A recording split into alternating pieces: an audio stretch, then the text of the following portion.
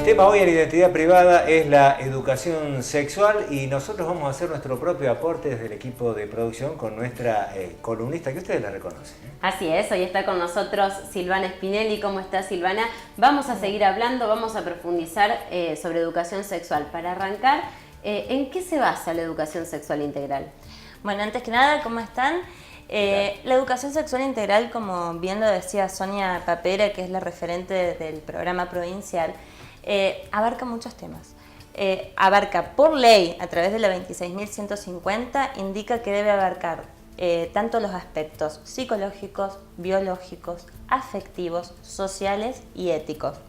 Una confusión bastante complicada, ¿no? Exactamente, tan amplio es que, por supuesto, desde el programa se prevé que participen especialistas en cada área para poder diseñar las currículas, formar a los docentes, etc. Por eso, en mi primera entrega de hoy, les quiero proponer que escuchemos a Raquel Beltramino y a Jorgelina Marossi, ¿sí? Raquel es bióloga y es profesora en biología, y Jorgelina es psicóloga y profesora en psicología, y ellas nos van a comentar más o menos desde cada área qué aportes, ¿sí?, llevan hacia el equipo del programa de educación sexual integral. Vamos a verlo.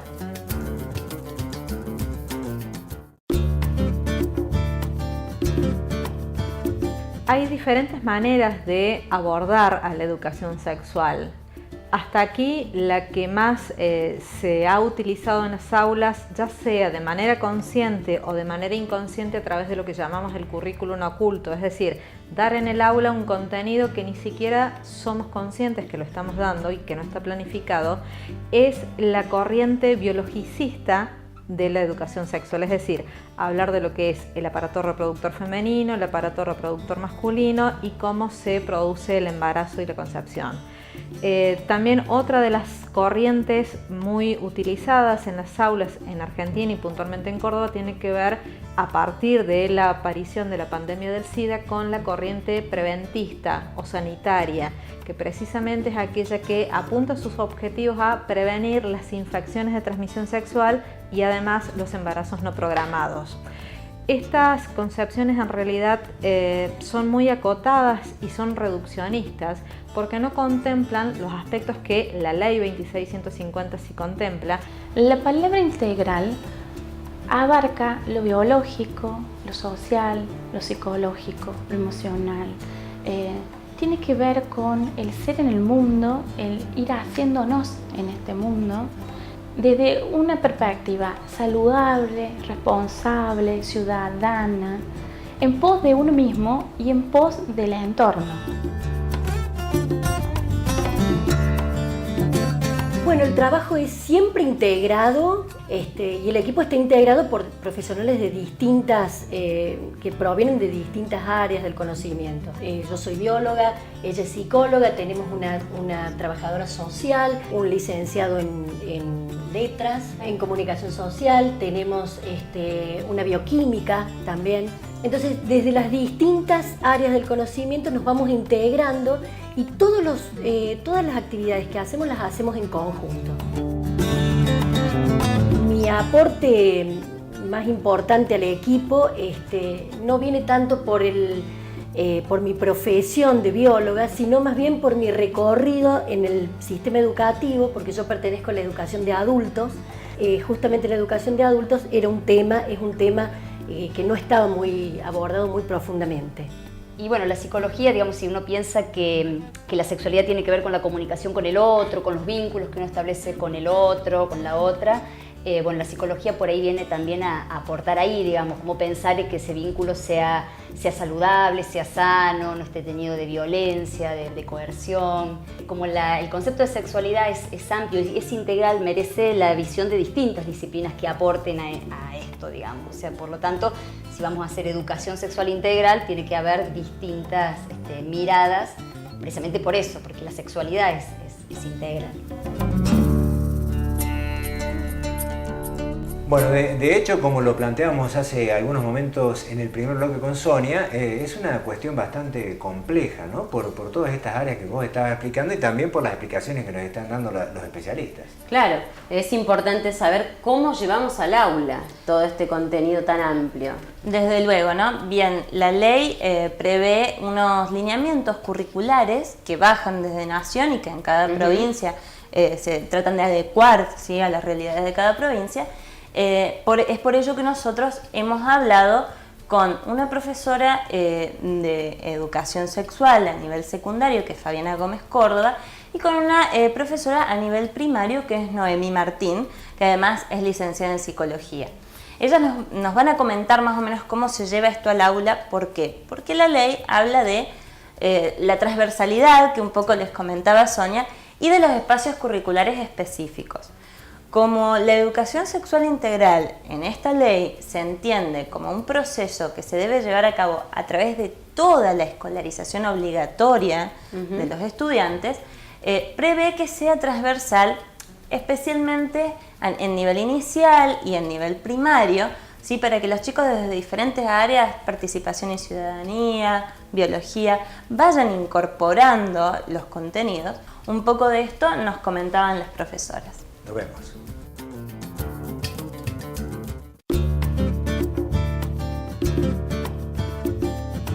Esto, al estar pensado de manera transversal, a veces puede ocurrir como que, bueno, nadie se haga cargo, digamos. Entonces a veces se puede llegar a diluir un poco.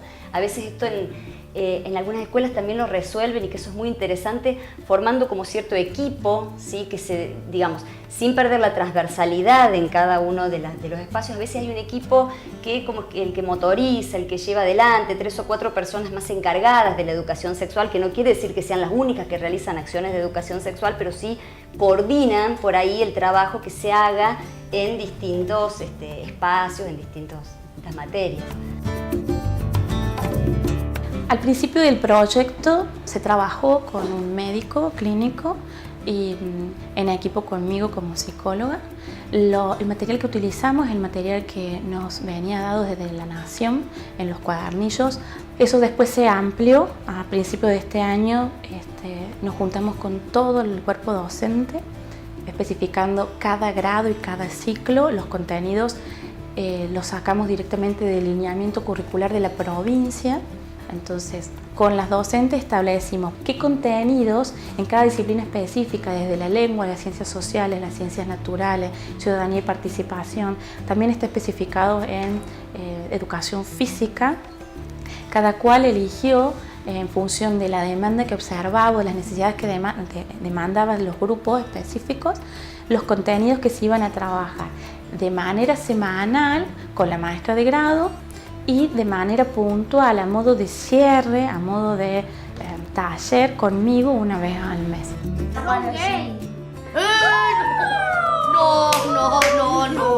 Primero, eso no es mala palabra. No, que no, la boca. No es mala palabra lo que dijo Ayelen. Yo dije que no, pero... ¿Y entonces por qué tanto alboroto? Dijo gay. En el abordaje áulico de la educación sexual integral, desde lo pedagógico es sumamente importante poder apoyarnos en alguna teoría. En lo personal, y también de acuerdo al enfoque que la ley le da, adhiero a la teoría de Paulo Freire, donde habla de una educación dialógica, donde las y los docentes no bajamos contenidos de manera vertical a estudiantes, sino que lo que realizamos es ayudar a estos y estas estudiantes a que construyan sus propios conocimientos. Sin embargo, aun cuando la experiencia en el aula es sumamente importante y enriquecedora, es muy importante poner en cuestionamiento que la educación sexual integral no solo se aborda en las aulas, sino que se aborda en el resto de los espacios institucionales, por ejemplo, en el patio de la escuela, a la hora de la entrada o de la salida de las escuelas. También se ve y se refleja en las cuestiones administrativas. Todavía existen en Córdoba escuelas públicas que toman lista nombrando primero en orden alfabético a los varones y luego en orden alfabético a las mujeres. Esto nos da un mensaje en relación a cuestiones de género. Por lo tanto, es fundamental crear conciencia que la educación sexual se aborda dentro y fuera del aula, desde que cada estudiante ingresa a la escuela hasta que se retira. Bueno, seguimos en Identidad Privada, seguimos hablando sobre educación sexual integral y la verdad que lo que acabábamos de ver, Silvana, es un desafío muy interesante para cada docente poder bajar este contenido en su propia materia a los alumnos, ¿no? Por supuesto, porque además el docente está inserto en una institución, la institución en un contexto sociocultural y de repente, bueno, como vos decías, se enfrentan a desafíos. Como decíamos antes, si bien es una ley desde la cual se está trabajando mucho, al menos aquí en Córdoba, como comentaba Sonia, todavía quedan algunos aspectos por reforzar, todavía hay barreras por vencer, y esto es un poco la conclusión a la que llegábamos con nuestros entrevistados de hoy.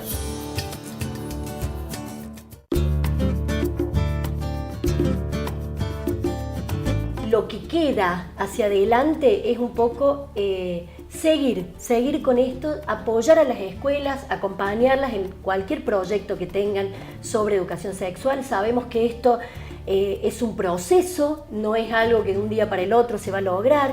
Y bueno, la función del programa es seguir capacitando y acompañando a estas escuelas para que se vaya implementando cada vez más la educación sexual en todos los niveles del sistema educativo y en todas las modalidades también. Existen, afortunadamente, muchas y muchos docentes comprometidos con la educación y que buscan de manera permanente formarse en temas como como la educación sexual integral. Y voy a recalcar la palabra formación, que no es lo mismo que capacitación. En temas de educación sexual integral, capacitarse, es decir, adquirir conocimientos intelectuales, es importante pero no es suficiente. ¿Por qué? Porque no puedo estar en un aula diciendo, por ejemplo, cuáles son los derechos de las mujeres o hablando de violencia de género, pero resulta que cuando llego a mi casa, docente y mujer, vivo situaciones de violencia ejercidas en contra mío. Tiene que haber una coherencia. Formarse en educación sexual integral no solo me ayuda a progresar y a tener un mejor desempeño profesional, sino que fundamentalmente atraviesa toda mi vida como mujer y como persona. Y quizás ese sea uno de los puntos que implica mayor resistencia, porque tener que revisar nuestra historia personal, nuestros vínculos actuales, afectivos, no es tarea fácil. Implica todo un trabajo introspectivo, donde se ponen en juego nuestras emociones, nuestros afectos, pero les aseguro que ese trabajo, aun cuando complejo e inacabable, es absolutamente enriquecedor y vale la pena hacerlo. Nosotros venimos de una cultura donde de esto no se hablaba y de repente una ley enmarca en derecho que un niño pueda ser educado en estos temas, entendiendo también que hay una necesidad concreta de la sociedad de empezar a prevenir, a rever, a dar herramientas para que los sujetos que estamos educando puedan elegir de una manera mucho más crítica, mucho más consciente, mucho más responsable de lo que muchos de nosotros hemos podido a lo largo de nuestra historia. Bueno, Silvana, el tema de la educación sexual nos está dejando muchas cuestiones en claro, pero también muchos otros aspectos que seguramente sería conveniente recorrer más adelante, ¿no? Sí, digamos que hay mucho hecho y queda